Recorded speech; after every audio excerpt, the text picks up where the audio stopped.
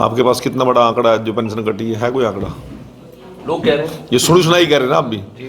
लोगों में और आप में तो अंतर है। आप उस वर्ग से संबंध रखते हो जो प्रत्येक चीज पर निगाह रखता है। यदि हम भी सुनी सुनाई बात करेंगे, मैं आपको बताना चाहता हूं, पिछले दिनों कुछ हमारे पास आरटीआई, कुछ सीएम विंडो, कुछ लोगों की शिकायतें आई कि बहुत से लोग जो दुनिया में चले गए उनको भी पेंशन का लाभ मिल रहा है। क्या उनको चेक ना करें? आप शिकायत दो, उस पर शिकायत पे आपको जवाब ना दें क्या? हमने क्या किया? कुछ लोगों की शिकायतें आई कि अंडर एज लोगों ने कुछ आधार कार्ड में हेरा फेरी करके, कुछ मिली भगत करके कुछ पेंशन बनवाई है। उनको चेक नहीं करना चाहिए? कुछ ऐसे भी सामने मामले आए हैं जिनके हस्बैंड रिटायर हो गए हैं किसी भी डिपार्टमेंट से और वो सरकार की पेंशन ले रही है, परंतु उसकी पत्नी वृद्धावस्था सम्मान पेंशन ले रही है। इन सभी को चेक आउट करने के लिए लगभग 1,37,38,000 का डाटा था। इसमें 1 लाख लोग मृत पाए गए हैं। अब मृत लोग INLD को आके कह रहे हैं कि हमारी पेंशन काट दी। 37,000 लोगों की पेंशन हमने एक आदमी की अभी तक नहीं काटी। हम सिर्फ वेरिफिकेशन कर रहे हैं, उनकी एज प्रूफ चेक कर रहे हैं, उनका आमदन का चेक कर रहे हैं, उनका डोमिसाइल चेक कर रहे हैं। और यदि ठीक पाया जाएगा तो मैं पेंशन विभाग का मंत्री होने के नाते आपके माध्यम से ये बात कह रहा हूं कि विद एरियर उनको पेंशन देने का काम करेंगे। सर क्या आपको लगता है कि इस मामले को लेकर कोई अधिकारी या कर्मचारी की लापरवाही भी हो सकती है? किसी की लापरवाही नहीं, शिकायत आएगी तो सबकी जांच करनी पड़ेगी। किसी की लापरवाही नहीं है। और रही बात आंदोलन करने की, प्रदर्शन करने की, INLD को सौंपा तो करे ना, कौन रोक रहा है? रोज करे, परंतु जनता के बीच में क्या लेके जाएंगे? यदि या जिन लोगों की हम समीक्षा कर रहे हैं, चेकिंग कर रहे हैं, यदि वो गलत पाए जाते हैं तो लेके जाएगा क्या वैसे उनको? ये यहाँ ये गलत लोग हैं, इनको पेंशन दो। यदि ठीक लोग हैं तो उनको हम नहीं, अपात्र लोगों को देंगे नहीं और पात्र लोगों को छोड़ेंगे नहीं। सभी को एक एक पैसे का हिसाब देंगे और उनके खाते में डालने का काम करेंगे। सर लेकिन उनका ये कहना है कि शर्तें जोड़ी जा रही हैं। पहले कौन सी शर्त जोड़ दी? पूछ लो ना कौन सी शर्त? बिजली की जोड़ के मेरी पेंशन कर दी और मेरी सर इसके साथ बिजली सुनो, पेंशन कर चुकी। आप अपना आधार कार्ड लाइए, मेरे अधिकारी यही है, अभी चेक करके आपको बता देंगे। और यदि आपकी एडिशन कुछ आईडी में मिली तो फिर क्या जवाब दोगे आप? मैं देड़दार। बस ठीक है, मेरे अधिकारी यही मेरे साथ ही अभी। आप आधार कार्ड मंगवाइए, अभी बुलाओ उनको। बिजली का बिल नहीं लगना चाहिए। मुझे नहीं पता जी, अभी चेक करके अभी 1 मिनट में बता दें। बिजली का ही 1 मिनट, अभी तो रुक जाओ ना जी। अभी दूध का दूध, पानी का पानी हो जाएगा। नहीं, कोई ऐसी बात है ही नहीं है ना। हमने एडीसी को पावर दे दी। कल मुख्यमंत्री ने कह दिया जिन जिन लोगों को शिकायतें हैं एडीसी के पास जाओ, एक बार चेकआउट करा लो। किसी की भी अभी तक काटी नहीं है, सिर्फ चेक करने के लिए रोकी है। अब मैं आपको एक बात बताना चाहता हूँ। आज सवेरे मेरे पास एक आदमी आया, ठीक है जी, मेरी पेंशन कट गई जी, मैं 6 साल से ले रहा था। मैं कहा अच्छा जी। उसने आधार कार्ड लिया तो उसकी मिसेज जी अभी रिटायर हुई है। अब वो जब उसने पेंशन शुरू कराई होगी, वो नौकरी में वो तो नहीं था, परंतु मिसेज नौकरी में थी उसकी। तो आमदन देखी तो आमदन कहीं से कहीं पहुंच रही है। लोग कहीं ना कहीं गलती करते हैं। मैं एक उदाहरण मैंने कल परसों भी एग्जाम्पल में दिया है। मेरे पास एक किसान मिला मेरे को नरवाना में ही, कहता मंत्री जी मेरे 6 किले फसल के मर गए। मैंने कहा ठीक है, क्या नुकसान भरपाई नहीं हो रही आपकी? कहा नहीं जी, कागज फाइनल हो गए, सारा कुछ हो गया था, मेरे को मुआवजा डलना था, परंतु जिस आड़ती के साथ मेरा पुराना लेन देन है उसने मेरे से बिना पूछे ही मेरे नाम के जे फार्म काट दिए। जे फार्म काटने का मतलब क्या है? जिसकी फसल एंट्री करेगी मंडी में उसी के नाम का जे फार्म कटेगा ना। और फसल बिकेगी तो पैसे कहाँ से आते हैं? डीबीटी से आते हैं, अकाउंट में आते हैं। एक तरफ तो वो आदमी अपनी फसल बेच के जा रहा है और अकाउंट में पैसे लेके जा रहा है, दूसरी तरफ मुआवजा मांग रहा है। उसको मुआवजा मिलना चाहिए या नहीं मिलना चाहिए? आप बताइए मुझे। हाँ ना बताइए ना, नहीं बता दो ना आप। मैं मेरी बात सहमत हो ना? मेरी पूरी बात नहीं हुई ना, फिर मेरी बात पूरी। सवाल मेरे से कर रहे हैं, पूरी बात किससे करोगे? मेरे से करोगे ना।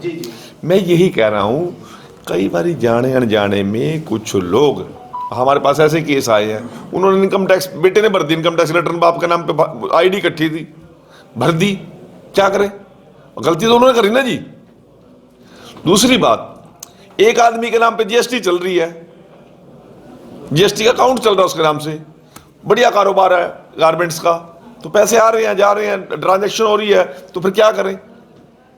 नहीं समझ रहे मेरी बात। मैं ये कह रहा हूं कि पात्र आदमी को जो योग्य हैं, दोनों मियाँ बीबी, हमने तो यहां तक भी कर दिया, दोनों मियाँ बीबी की 60 साल से ऊपर आयु के व्यक्ति की यदि 3 लाख से कम आमदन है, उसके बेटे की करोड़ों की, अरबों की संपत्ति, हमें कोई मतलब नहीं, उसके पोते की, दोते की कितनी संपत्ति है, कोई मतलब नहीं है।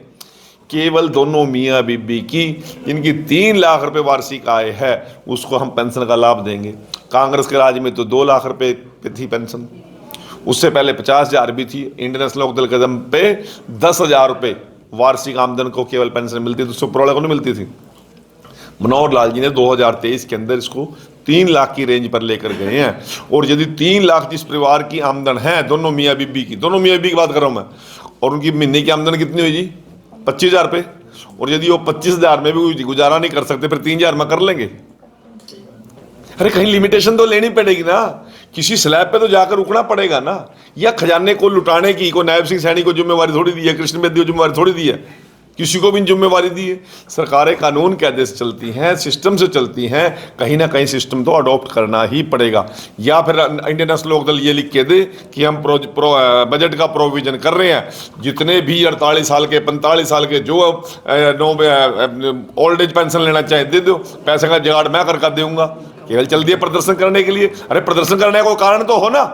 मंत्री जी, अभय चौटाला ये भी कहते हैं कि ये सम्मान जो भत्ता लगाया गया था जब शुरू की फिर जितने इन्हें 10,000 की लिमिट क्यों रखी थी फिर? बात तो सुनो। अरे भाई सुन मेरी बात। उन्होंने कहा कि मंत्री, एमएलए, राज्यसभा वो कहीं की पेंशन ले रहे हैं, तो क्या सब जा तो पेंशन नहीं का टब्बर ले रहा, पहले कटवाओ पेंशन अपनी हो, शुरुआत करो, कर रहे शुरुआत।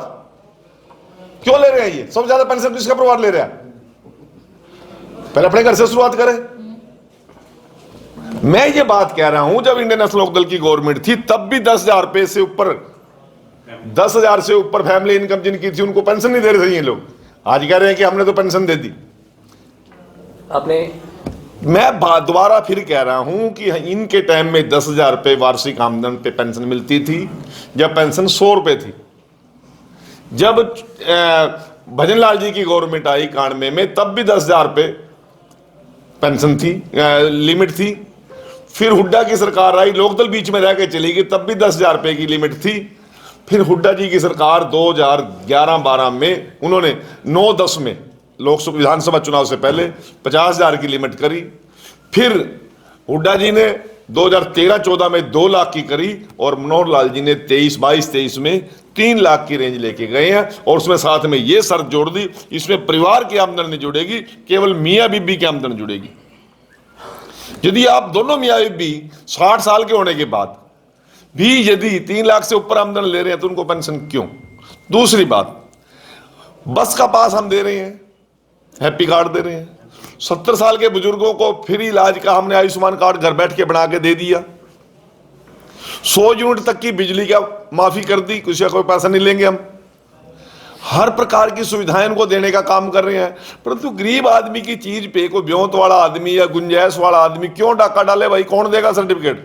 यदि ये सारे पत्रकार साथी कहते हैं कि हाँ हमने सर्टिफिकेट दे दिया जी, जो माल लूटे सरकार का लूटने दो, आप लोग ताला लाकर सो जाओ, तो हम सो जाएंगे। आपने कांग्रेस का जिक्र किया, संसद में अब राहुल गांधी का बयान था कि ऐसा क्या पहले मेरी बात का जवाब दो। जितनी बात मैं आपने हो गया सर, नहीं हुआ, आपने पूरी ब्रीफिंग कर ना पहले मेरी बात सुनो। आपने मेरी बात से समाप्त कर देना। मेरी बात सेटिस्फाई हुए कि नहीं हुए? अब लोकदलिया कोई सवाल कराओ, जवाब दे दो तुम, मेरे जरूरत नहीं है। अब राहुल गांधी का बयान था कि ऐसा क्या डर था प्रधानमंत्री नरेंद्र मोदी को, क्योंकि वो जो कांग्रेस के जो 3 MP थे वो कुछ सवाल पूछना चाहते थे लेकिन वो पेश नहीं हो पाए। अच्छा, आज तक इसका जवाब दे रहे हम। गांधी परिवार की 4 पीढ़ियां सवाल पूछते पूछते दुनिया तक चली गई। जब तो बीजेपी डरी नहीं, ईब उससे बीजेपी डर जाएगी? मोदी जी डर जाएंगे? अरे जो मोदी जी दुनिया के सबसे दिग्गज नेताओं से डरते, अब मैं तो कुछ कहूं तो अच्छा लगता है, मेरा सतर नहीं है, वो बहुत बड़ा आदमी है, बड़ा खानदानी थी, इसके परिवार में 2 प्रधानमंत्री रह लिए, 3 रह लिए, मैं उसके बारे में क्या बोल लूं। परंतु लोग जो कुछ बोल रहे हैं उसी ना समझ गए होंगे तुम।